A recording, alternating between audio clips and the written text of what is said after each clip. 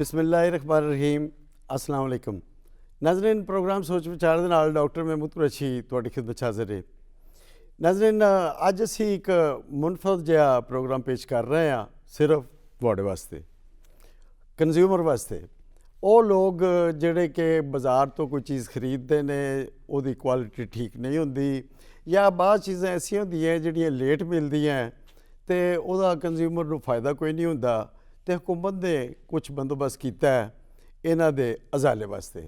تے اے دے نال نال کچھ لوگ جڑے نے وہ ذخیرہ اندوزی بھی کرتے ہیں اور چیزاں چھپا لیندے نے, اور بعض کا چیزاں مہنگیاں بیچتے ہیں جڑا کہ مہنگائی دا باعث بنتے ہیں. حکومت نے یہ تدارک کیویں کیتا ہے اس حوالے نال جانن واسطے اسی اپنے اسٹوڈیوز دے وچ دعوت دیتی ہے جناب عمران قریشی صاحب نو, جڑے کہ فلائٹ لیفٹیننٹ نے, اور یہ director general enforcement of prices and consumer protection Punjab نے. ناظرین انہاں دے نال تشریف رکھتے ہیں جناب سہیل قیصر صاحب جڑے کہ سینئر صحافی نے. ناظرین اسی اپنی اج دی گفتگو دا آغاز جڑا ہے وہ عمران صاحب تو کرنے ہیں. جی عمران صاحب, سب تو پہلے اسی تہاڈا اپنے اسٹوڈیوز دے وچ خوش آمدید کہنے ہیں. تے اے فرماؤ کہ اے جڑا شعبہ قائم ہویا ہے یہ دے مقاصد کی نے تے یہ دے فرائض کی نے؟ Thank you very much. Basically یہ جو ڈپارٹمنٹ ہے 2023 کے اندر کریٹ ہوا. اس سے پہلے جو supply chain management of essential commodities جو تھیں وہ ڈفرینٹ ڈپارٹمنٹس ڈیل کر رہے تھے. تو میڈم چیف منسٹر صاحبہ نے آ کر وہ کام جو ڈفرینٹ ڈپارٹمنٹس ڈیل کرتے تھے ان سب کو اکٹھا کیا, اور سپلائی چین مینجمنٹ کا جو طریقہ کار ہے اس کو ڈیجیٹائز کیا, اور ساتھ میں انفورسمنٹ کا ایک میکانزم بنایا جو کہ پہلے بھی ایک پرائس کنٹرول میجسٹریٹس کی صورت میں موجود تھا, بٹ اس کو ہم نے ڈیجیٹائز کر دیا اور اس کے لیے باقاعدہ ڈیش بورڈ کریٹ کیے اور KPIs کریٹ کیے. سو اب یہ جو ڈپارٹمنٹ ہے یہ جہاں پر کوالٹی آف فوڈ آئٹمس کو ڈیل کر رہا ہے وہاں ساتھ ساتھ جو اوور چارجنگ ہوتی ہے یا مہنگائی ہوتی ہے, اور اسپیشلی وہ جو ریٹس جو کہ گورنمنٹ نوٹیفائی کرتی ہے ڈسٹرکٹ لیول کے اوپر اور پروونشل لیول کے اوپر, کچھ ایسے ریٹس ہیں آپ کے نالج میں ہوگا کہ جو کہ ڈیلی جو ہے منڈیاں نکالتی ہیں, اور کچھ ایسے ریٹس ہیں جو کہ منتھلی ریٹس نکلتے ہیں. فار ایگزامپل کریانہ آئٹمس کے ریٹس ہوتے ہیں, ان کی انفورسمنٹ کہ وہ جو ریٹس جو ہے وہ گورنمنٹ نے نکالا ہے, اور وہ جو ریٹ نکالا جاتا ہے اس کے اندر اسٹیک ہولڈرز انوالو ہوتے ہیں. ایسے نہیں ہے کہ آئسولیشن میں ریٹ نکالا جاتا ہے, اس ریٹ کو پھر انفورس کیا جائے تاکہ لوگوں کو جو مصنوعی مہنگائی ہے, اوور چارجنگ ہے, اس سے بچایا جا سکے اور ان کے خلاف پھر میجسٹریل ایکشن لیے جائیں. بالکل صحیح. تے عمران صاحب یہ فرماؤ کہ بعض اوقات اسی کوئی چیز خریدن جانے ہیں تے اتھے ریٹ لسٹ جڑی ہے وہ دیتی ہوندی ہے, ਉਹਦੇ 'ਚ ਕੋਈ ਫਰੂਟ ਹੈ ਉਹਦੇ 'ਚ ਕੈਟਾਗਰੀ ਹੁੰਦੀ ਹੈ A ਔਰ B, ਤੇ ਉਹ ਤੇ ਪਤਾ ਨਹੀਂ ਚੱਲਦਾ ਕਿ A ਕਿਹੜੀ ਹੈ ਤੇ B ਕਿਹੜੀ ਹੈ, ਔਰ ਉਹ ਰੇਟ ਜਿਹੜਾ ਹੈ ਉਹ A ਕੈਟਾਗਰੀ ਦੇ ਲਗਾਉਂਦੇ ਨੇ. ਉਹਦਾ ਫਿਰ ਜਿਹੜਾ ਨੰਬਰ ਉੱਥੇ ਦਿੱਤਾ ਹੁੰਦਾ ਹੈ ਉੱਥੇ ਅਗਰ ਫੋਨ ਕਰੋ ਤੇ ਉਹ ਬੜਾ ਅੱਛਾ ਬੋਲਦੇ ਨੇ, لیکن ਉਹਦਾ ਅਮਲ ਤਾਂ ਕੋਈ ਵੀ ਨਹੀਂ ਹੁੰਦਾ, ਤੁਸੀਂ ਤੇ ਚਲੇ ਜਾਂਦੇ ਹੋ. اچھا, اس چیز کو یہ بڑا پرابلم ہے, اس کو بھی ایڈریس کیا گیا ہے. جی, اس کا جس طرح آپ دیکھیں گے جیسے جیسے ہم لوگ جو ہیں وہ ڈفرینٹ اپلیکیشنز پہ چلے گئے ہیں, اس طرح ایک قیمت ایپ ہے جو پچھلے بہت عرصے سے کام کر رہی ہے. ہم نے اس کو بھی تھوڑا سا اس کی تشہیر بھی زیادہ کی ہے. قیمت اپلیکیشن ہمارے جو بھی ناظرین ہیں اگر اس کو ڈاؤن لوڈ کر لیں گے اس کے اندر بہت ساری انفارمیشن ہے. ایک تو ان کو انفارمیشن مل جائے گی کہ آج کا لاہور کا فار ایگزامپل جو ریٹ ہے وہ بھنڈی کا کیا ریٹ ہے, ٹماٹر کا کیا ریٹ ہے, پیاز کا کیا ریٹ ہے, جو کہ نوٹیفائڈ ریٹ ہے وہ اس کے اندر موجود ہے, آپ کو دیکھنے کی ضرورت نہیں ہے. اور دوسرا یہ کہ اگر کوئی بھی دکاندار یا کوئی ریڑھی والا اس کے اوپر اوور چارجنگ کرتا ہے, آپ سے ایکسٹرا پیسے مانگتا ہے یا اس نے ڈسپلے نہیں کیا ہوا, ہمارے پاس ٹول فری نمبر بھی موجود ہے 0800-0235 کا نمبر ہے. جی, لیکن اس سے بہت آسان کام یہ ہے کہ آپ قیمت ایپ پہ اپنی اپلیکیشن جو بھی آپ کی آبزرویشن ہے وہ آپ بتا دیں کہ جی فلاں دکاندار جو ہے یہ جگہ. اچھا, جب آپ اس کو اپلوڈ کرتے ہیں تو ساتھ میں آپ کی جیو پوزیشن بھی اپلوڈ ہو جاتی ہے جو کہ لیٹیٹیوڈ لانگیٹیوڈ کے ساتھ ہوتی ہے. وہ جو ہے وہ ہمارے ڈیش بورڈ کے تھرو وہ پہنچ جاتی ہے کنسرنڈ پرائس کنٹرول میجسٹریٹ کے پاس الیکٹرانکلی. ٹھیک ہے, اب وہ جاتی تو اس نے اس کو within like 24 hour resolve کرنا ہوتا ہے. تو انہوں نے بائی آل مینز وہاں پر جانا ہے, وہاں پر جا کے اس کو ویریفائی کرنا ہے. بیکاز ہمارے ہاں بہت ساری فیک کمپلینٹس بھی ہوتی ہیں جو کہ اگر آپ دیکھیں گے ایون 15 اور باقی جو ہمارا 1122 ہے اس پہ بہت ساری فیک جو ہے نا وہ کمپلینٹس بھی آ رہی ہوتی ہیں. وہ ان کو ویریفائی کرتے ہیں اور اکارڈنگلی ان کو اگر تو وہ واقعی ایسے ہو رہا ہے تو ان کو وہ جرمانہ بھی کرتے ہیں. میں آپ کو فردر بھی ڈیٹیل میں بتاؤں گا کہ جرمانے اب تک کتنے ہوئے ہیں. سو یہ میکانزم جو ہے وہ قیمت ایپ کی صورت میں موجود ہے. اور جو اس کے بعد جو دکاندار ہے اور پرائس کنٹرول مجسٹریٹ یا تو اس کے خلاف ایف آئی آر دے گا یا اس کو جرمانہ کرے گا یا اس کا جو ہے وہ اس کی دکان کو وہ سیل بھی کر سکتا ہے. سو یہ اس کے پاس وہ پاورز موجود ہیں. تو سسٹم از ان پلیس. ہمارے ہاں لوگ جو ہیں وہ بہت سارے لوگ کمپلینٹس نہیں کرتے, لیکن جو کمپلینٹس آتی ہیں وہ ہمارے پاس ڈیجیٹلی موجود ہوتی ہیں. اور اگر اس کمپلینٹس کے اوپر بعض دفعہ ایسے بھی ہوا ہے کہ ہمارے پرائس کنٹرول میجسٹریٹس نے اس کے اوپر ایکشن نہیں لیا یا بغیر وہاں پہ جائے جو ہے وہ اس کو ریزالو کر دیا سسٹم کے اندر. تو ابھی ہم نے لاسٹ جو چیف منسٹر صاحبہ کی میٹنگ ہوئی اس کے اندر پنجاب کے 11 پرائس کنٹرول میجسٹریٹ کے خلاف ڈپارٹمنٹل کارروائی کی ہے اور ان کو ان کے خلاف پیڈا ایکٹ بھی لگایا ہے. یہ جو میجسٹریٹ ہیں نا بیسیکلی یہ ڈفرینٹ ڈپارٹمنٹس کے میجسٹریٹ ہیں اور ان کا جو میکانزم ہم نے بنایا ہے وہ بنایا ہے تھرو ہر سب ڈویژن کے اندر اسسٹنٹ کمشنر کے ساتھ 4 سے 5 اور 6 میجسٹریٹس کام کر رہے ہیں جن کو ہم نے علاقہ ڈیوائڈ کر دیا ہے. پہلے یہ ہو رہا تھا کہ ایک میجسٹریٹ پورے ضلع کے اندر جو ہے وہ اپنے ایکشن کرتا تھا. اس کو ابھی فردر ہم نے فردر آپ سمجھ لیں کہ جیو فینسنگ کر دی ہے کہ وہ اپنے علاقے کے اندر کرے گا. اچھا, اب اس کا مطلب یہ ہے کہ اگر اس کا علاقہ اسپیسیفائڈ ہو گیا ہے اور اس علاقے کے اندر سے اوور چارجنگ کی کمپلینٹس آ رہی ہیں یا نہیں آ رہی, یا وہاں سے کوئی ایسی انفارمیشن آتی ہے کہ کوئی رینٹ سیکنگ کا معاملہ ہوتا ہے, تو اکارڈنگلی میں نے کہا انفورسمنٹ میں ہمارا کام ہی اسی لحاظ سے دیکھا جاتا ہے کہ ہم اس تینوں چیزوں کو دیکھنے کے بعد پھر جہاں پر ہم ایک دکاندار کو جرمانہ کرنے کی طرف جاتے ہیں وہاں ایٹ دا سیم ٹائم ہماری کوشش ہوتی ہے کہ جو ہمارا پرائس کنٹرول میجسٹریٹ ہے اس کا میکانزم بھی ہم بہتر بنائیں. یہ جو بلدیات والا آپ کہہ رہے ہیں یہ بہت پرانا ایک کسی دور کے اندر ہوتا تھا جی, بٹ اب جو پرائس کنٹرول میجسٹریٹ ہے اور مطلب ہے کہ ਤੁਸੀਂ ਕਹਿ ਰਹੇ ਹੋ ਕਿ ਹੁਣ ਇਹਦੇ 'ਚ ਬਿਹਤਰੀ ਆ ਗਈ. ਜਨਾਬ ਸੁਹੇਲ ਕੈਸਰ ਸਾਹਿਬ, ਤੁਸੀਂ ਮਾਸ਼ਾਅੱਲਾ ਪ੍ਰੋਗਰਾਮ ਵੀ ਕਰਦੇ ਹੋ ਔਰ ਆਵਾਮ ਦੇ ਨਜ਼ਦੀਕ ਤੁਸੀਂ ਮਤਲਬ ਅਸ਼ੀਆ ਜ਼ਰੂਰੀਆ ਵੀ ਖਰੀਦਦੇ ਹੋ, ਦੇਖਦੇ ਵੀ ਹੋ. ਕੋਈ ਫਾਇਦਾ ਨਜ਼ਰ ਆ ਰਿਹਾ ਇਹਨਾਂ ਦੇ ਡਿਪਾਰਟਮੈਂਟ ਦਾ? ਕਿਸੇ ਵੀ ਡਿਪਾਰਟਮੈਂਟ ਦੀ ਤੁਸੀਂ ਬਰੀਫਿੰਗ ਲੈ ਲਓਗੇ ਨਾ ਤਾਂ ਉਹਦਾ ਲੇਬਲ ਐਡਾ ਦਿਲਕਸ਼ ਲੱਗੇਗਾ ਤੁਹਾਨੂੰ, ਇੰਜ ਲੱਗੇਗਾ ਕਿ ਜਿਸ ਤਰ੍ਹਾਂ ਬਸ ਇਸ ਡਿਪਾਰਟਮੈਂਟ ਤੋਂ ਅੱਛਾ ਪੂਰੇ ਪਾਕਿਸਤਾਨ 'ਚ ਕੋਈ ਦੂਸਰਾ ਡਿਪਾਰਟਮੈਂਟ ਨਹੀਂਗਾ. ਠੀਕ, ਲੇਕਿਨ ਸਾਡਾ ਚੋਂਕਿ ਬੜਾ ਕਰੀਬੀ ਤਾਲੁਕ ਰਹਿੰਦਾ ਇਹ ਬਿਊਰੋਕਰੇਸੀ 'ਚ ਨੇ. ਅਸੀਂ ਮਤਲਬ ਆਮ ਲੋਕਾਂ 'ਚ ਸ਼ਾਮਿਲ ਹਾਂ ਜਿਹੜੇ ਰੋਜ਼ਮਰਰਾ ਦੀ ਜ਼ਰੂਰੀਆਤ ਖਰੀਦਦੇ ਵੀ ਨੇ, ਲੋਕਾਂ ਨਾਲ ਇੰਟਰੈਕਸ਼ਨ ਵੀ ਉਹਨਾਂ ਦਾ ਰਹਿੰਦਾ.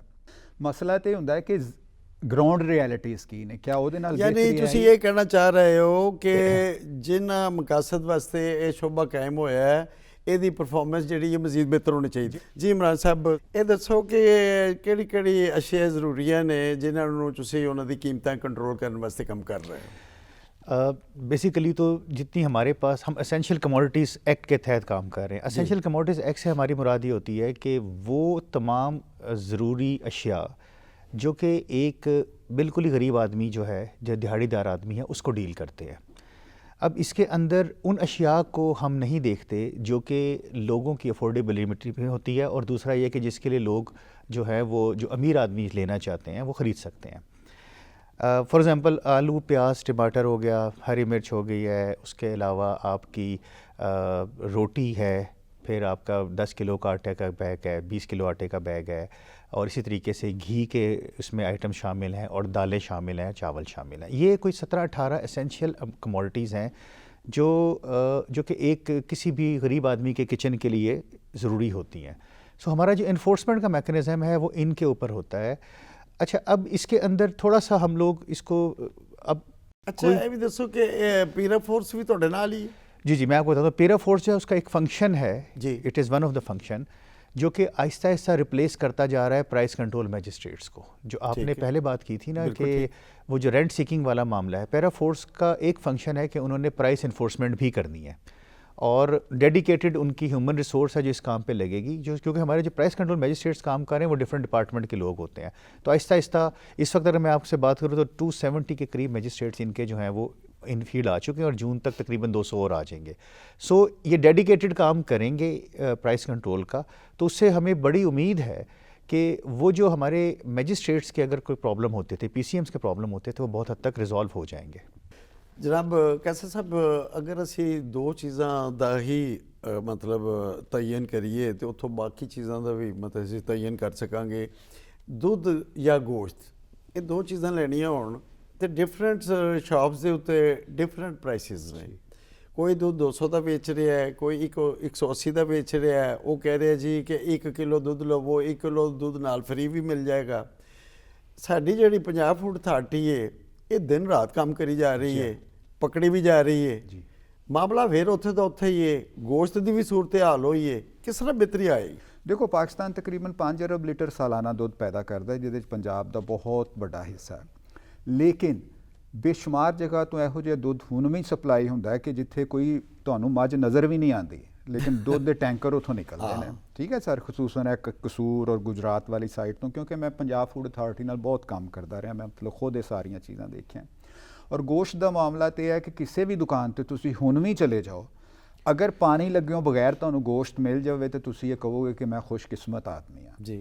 ਯਾਨੀ ਇਹ ਜਿਹੜਾ ਪੂਰਾ ਮੈਕੈਨਿਜ਼ਮ ਬਣਾਇਆ ਹੈ, ਹੁਣ ਉਹਦੇ ਦੋ ਹੀ ਜਵਾਬ ਆ ਸਕਦੇ ਕਿ ਜਾਂ ਤੇ ਹਾਲੇ ਪੂਰੀ ਤਰ੍ਹਾਂ ਫੰਕਸ਼ਨਲ ਨਹੀਂ ਹੋਏ, ਜਿਹਦੀ ਵਜ੍ਹਾ ਤੋਂ ਹਾਲੇ ਇੰਨੀ ਬਹੁਤ ਬਿਹਤਰ ਕਾਰਕਰਦਗੀ ਨਜ਼ਰ ਨਹੀਂ ਆ ਰਹੀ, ਜਾਂ ਦੂਸਰਾ ਇਹ ਹੈ ਕਿ ਹਾਲੇ ਇਹਨਾਂ ਨੂੰ ਚੀਜ਼ਾਂ ਦੀ ਸਮਝਣ ਦੇ ਵਿੱਚ ਥੋੜਾ ਹੋਰ ਟਾਈਮ ਲੱਗ ਜਾਏਗਾ। ਅਗਰ ਉਦੋਂ ਤੱਕ ਕੋਈ ਹੋਰ ਮਤਲਬ ਡਿਪਾਰਟਮੈਂਟਲ ਤਬਦੀਲੀ ਨਾ ਆ ਗਈ ਤੇ ਸ਼ਾਇਦ ਕੋਈ ਸੂਰਤ ਹਾਲ ਬਿਹਤਰ ਹੋ ਜਾਏ। ਵਰਨਾ ਦੁੱਧ ਔਰ ਇਹ ਜਿਹੜਾ ਗੋਸ਼ਤ ਦਾ ਤੁਸੀਂ ਮਾਮਲਾ ਕੀਤਾ, ਇਹ ਤੇ ਤੁਸੀਂ ਕਿਸੇ ਵੀ ਜਗ੍ਹਾ ਤੋਂ ਦੁੱਧ ਕਿਸੇ ਵੀ ਜਗ੍ਹਾ ਤੋਂ ਤੁਸੀਂ ਲੈ ਜਾਵੋ ਤੇ ਬਹੁਤ ਘੱਟ ਜਗ੍ਹਾ ਤੇ ਤੁਹਾਨੂੰ ਮਿਲੇਗਾ ਕਿ ਤੁਸੀਂ ਪੂਰੇ ਇਤਮਾਦ ਨਾਲ ਦੁੱਧ ਖਰੀਦ ਸਕੋ ਕਿ ਯਾਰ ਮੈਂ ਖਾਲਸ ਦੁੱਧ ਲੈ ਕੇ ਜਾ ਰਿਹਾ, ਇੰਨਾ ਕੰਮ ਕਰਨ ਦੇ ਬਾਵਜੂਦ, ਦਿਨ ਰਾਤ ਕੰਮ ਕਰਨ ਦੇ ਬਾਵਜੂਦ।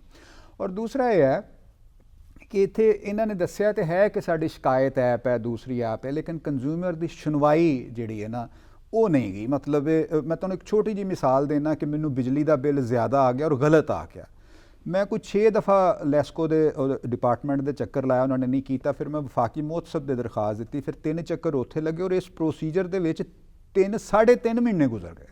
ਔਰ ਬਾਅਦ ਚ ਵਫਾਕੀ ਮੋਹਤਸਬ ਸਾਹਿਬ ਨੇ ਫੈਸਲਾ ਕੀਤਾ ਕਿ ਦਿੱਤਾ ਕਿ ਲੈਸਕੋ ਨੇ ਗਲਤ ਬਿੱਲ ਤੁਹਾਨੂੰ ਪਾਇਆ, ਡਿਟੈਕਟ ਕਰਤਾ। ਠੀਕ ਹੈ ਨਾ, ਹੁਣ ਹਰ ਬੰਦੇ ਕੋਲ ਤੇ ਇੰਨਾ ਟਾਈਮ ਨਹੀਂ ਹੁੰਦਾ। ਸਾਡੀ ਤੇ ਚਲੋ ਫੀਲਡ ਹੈ, ਮੇਰੇ ਰਸਤੇ 'ਚ ਮੋਹਤਸਬ ਦਾ ਡਿਪਾਰਟਮੈਂਟ ਵੀ ਆਉਂਦਾ, ਤੇ ਹੁਣ ਕਿਆ ਮੈਂ ਇਹੋ ਜਿਹਾ ਕੰਮ ਛੱਡ ਕੇ ਤੇ ਮਤਲਬ ਆਪਣੀ ਉਹ ਸ਼ਿਕਾਇਤ ਐਪ ਤੇ ਜਾ ਕੇ ਫਿਰ ਉਹ ਫਾਲੋ ਕਰਾਂਗਾ, ਫਿਰ ਮੈਜਿਸਟ੍ਰੇਟ ਸਾਹਿਬ ਕੋਲ ਜਾਵਾਂਗਾ, ਤੇ ਉਹ ਇਹਨਾਂ ਟਾਈਮ ਨਹੀਂ ਹੁੰਦਾ। ਜਿਹੜਾ ਅਕਰਸ਼ ਸਾਹਿਬ ਨੇ ਕਿਹਾ ਨਾ ਜੀ ਕਿ ਲੋਕ ਫਾਲੋ ਨਹੀਂ ਕਰਦੇ, ਸ਼ਿਕਾਇਤ ਨਹੀਂ ਕਰਦੇ, ਉਹ ਇਸ ਲਈ ਸ਼ਿਕਾਇਤ ਨਹੀਂ ਕਰਦੇ ਕਿ ਉਹਨਾਂ ਨੂੰ ਪਤਾ ਹੈ ਕਿ ਯਾਰ ਇੱਕ ਸ਼ਿਕਾਇਤ ਕੀਤੀ 2, 2.5, 3 ਮਹੀਨੇ ਤੇ ਐਵੇਂ ਹੀ ਲੰਘ ਜਾਣੇ ਨੇ ਤੇ ਪਤਾ ਨਹੀਂ ਫਿਰ ਬਾਅਦ ਸੁਣਵਾਈ ਹੁੰਦੀ ਵੀ ਹੈ ਕਿ ਨਹੀਂ ਹੁੰਦੀ। ਡੀਜੀ ਸਾਹਿਬ ਇਹ ਫਰਮਾਓ ਕਿ ਕੰਜ਼ਿਊਮਰ ਕੋਰਟਸ ਹੁੰਦੀਆਂ ਸਨ, ਲੋਕ ਉੱਥੇ ਜਾਂਦੇ ਸਨ ਤੇ ਜਾ ਕੇ ਉਹਨਾਂ ਨੂੰ ਰਿਲੀਫ ਵੀ ਮਿਲ ਜਾਂਦਾ ਸੀ, ਤੇ ਤੁਸੀਂ ਇਹ ਜਿਹੜਾ ਕੰਜ਼ਿਊਮਰ ਵਾਸਤੇ ਕੀ ਕਰ ਰਹੇ ਹੋ ਕਿ ਮਿਸਾਲ ਤੌਰ ਤੇ ਅਗਰ ਕੋਈ ਦੂਲਹਾ ਨੇ ਉਹਨਾਂ ਨੇ ਸ਼ਾਦੀ ਦਾ ਜੋੜਾ ਦਿੱਤਾ ਹੈ ਤੇ ਉਹਨੂੰ ਮਿਲਿਆ ਹੀ ਸ਼ਾਦੀ ਤੋਂ ਬਾਅਦ ਹੈ, ਤੇ ਉਹ ਕੀ ਕਰੇ ਉਹਨੂੰ ਫਿਰ, ਤੇ ਉਹਦਾ ਕੋਈ हल है कि इधर सुनवाई है वे? अच्छा जी, मैं थोड़ा सा जिस तरह अभी कैसर साहब ने बताया ना, ये बेसिकली कंज्यूमर प्रोटेक्शन के एम्बिट में चीज़ें आती हैं। ठीक हो गया। सो हम जो कीमत ऐप बात कर रहे थे वो इंटायरली एक डिफरेंट, वो तो कमोडिटीज़ की या टमाटर प्याज की ओवर चार्जिंग के ऊपर है, तो उसका ताल्लुक इस चीज़ से नहीं है। नंबर 1 एक तो क्लैरिटी। दूसरा ये कि ये बड़ा ही इंपॉर्टेंट है जो कंज्यूमर प्रोटेक्शन, हमारा जो कंज्यूमर प्रोटेक्शन एक्ट था वो 2005 का एक्ट है।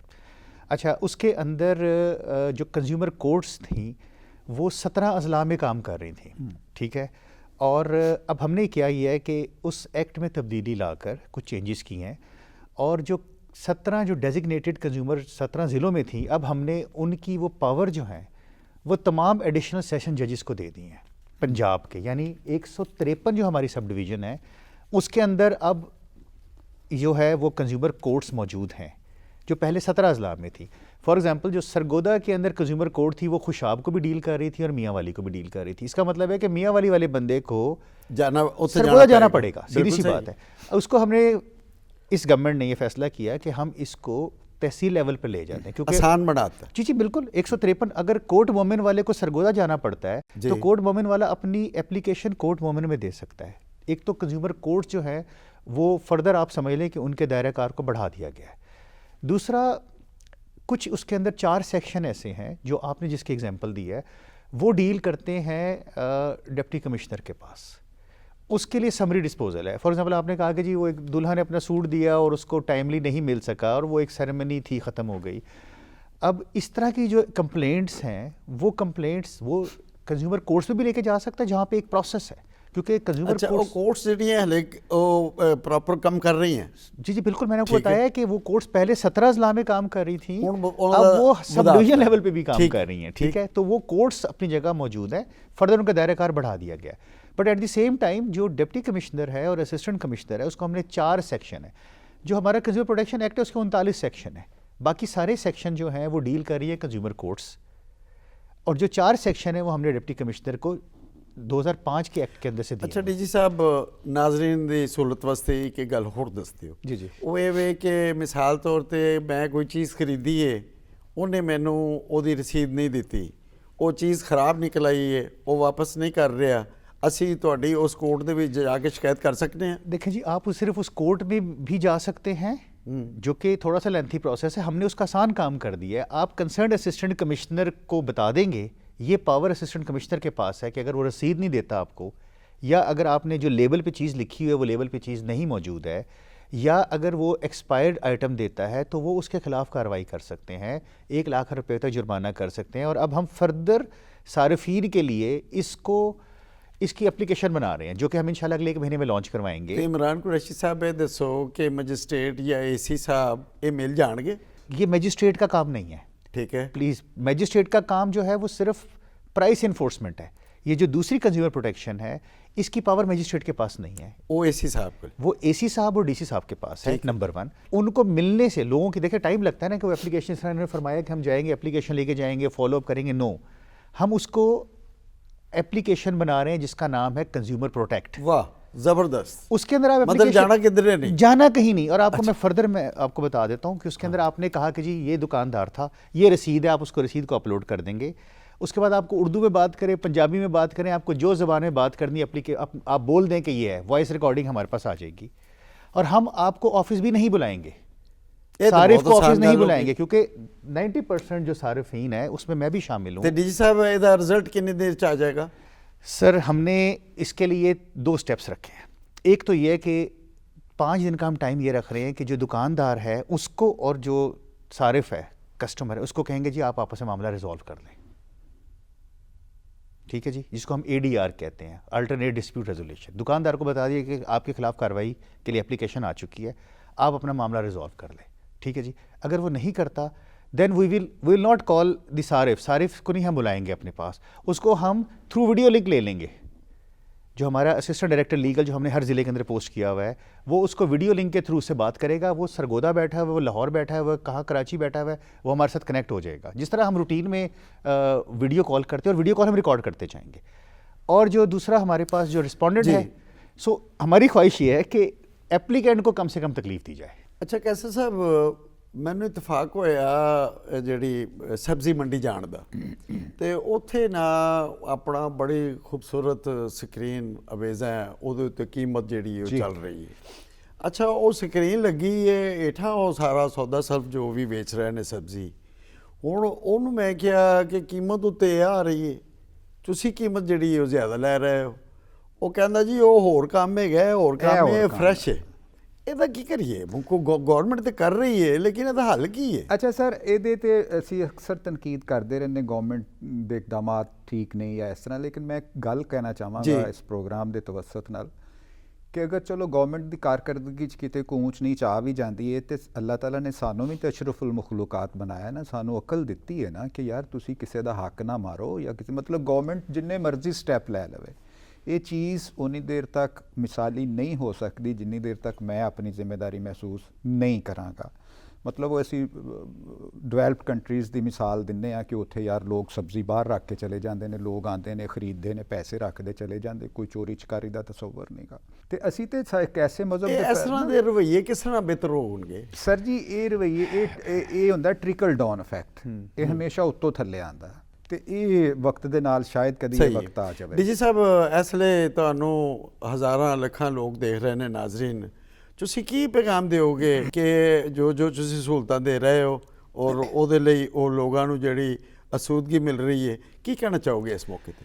دیکھیں, یہ جو ہم کام کر رہے ہیں نا, یہ بڑا ایک طرح کا تھینکلیس قسم کا کام ہے، بیکاز یہ روزانہ کی بنیاد پہ کام کرنے والا کام ہے. جس نے ذخیرہ اندوزی کرنی ہے وہ ذخیرہ اندوزی کی طرف ضرور جائے گا، جس نے اوور چارجنگ کرنی ہے وہ روزانہ کی بنیاد پہ اوور چارجنگ کرے گا. اور ہم ہر دکان پہ میجسٹریٹ نہیں لگا سکتے، ہم ہر مارکیٹ میں نہیں لگا سکتے. ہمارے پورے پنجاب میں 1800 میجسٹریٹ کام کر رہے ہیں، 12 13 14 کروڑ کا صوبہ ہے. اب اس کے اندر جس طرح کیسے صاحب نے فرمایا، بڑی صحیح بات کی ہے کہ ہمیں من حیث القوم بھی تھوڑا سا اپنے آپ کو تھوڑا سا بہتر کرنے کی ضرورت ہے. کہ اگر ایک 100 روپے کلو ٹماٹر جس کے اندر ایک پروفٹ مارجن جو ہے وہ دے دیا گیا ہے، جسٹیفائڈ دے دیا گیا ہے، تو اس کو 120 130 150 پہ نہ بیچیں.